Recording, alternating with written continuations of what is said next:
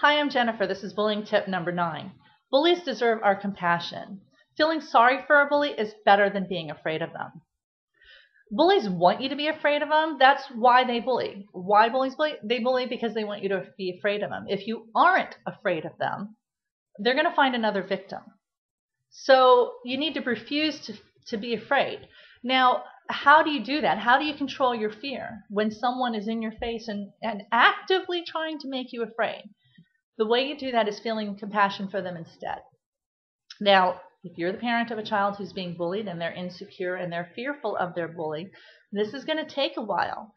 My son was being threatened with violence on a bus. It actually was kind of a minor thing, but he's a kid, so he was worried about it. His friend was wanting him to say bad words, and when he refused, the kid would, threaten him with punching.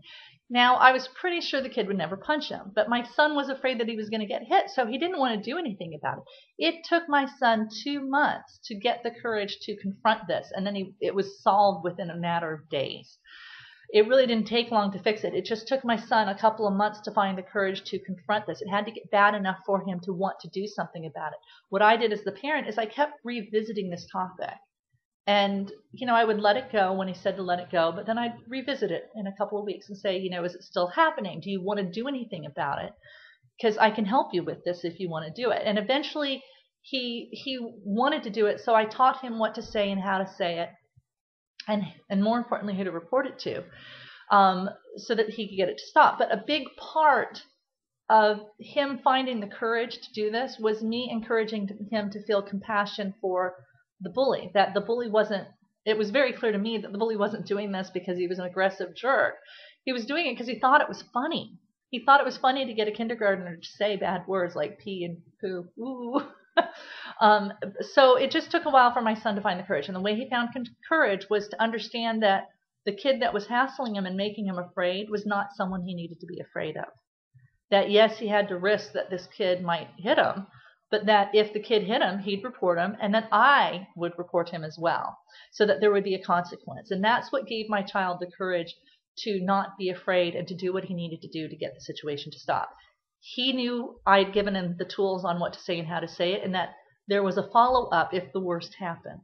And this is your job as the parent, is to be there, to be that backup for your kid.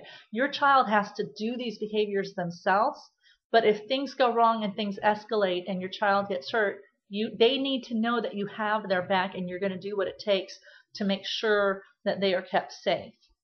So this is bullying tip number 9. Bullies deserve our compassion. Feeling sorry for a bully is better than being afraid of them. And you ease your fears by feeling compassion for them and thinking of them as a real human being.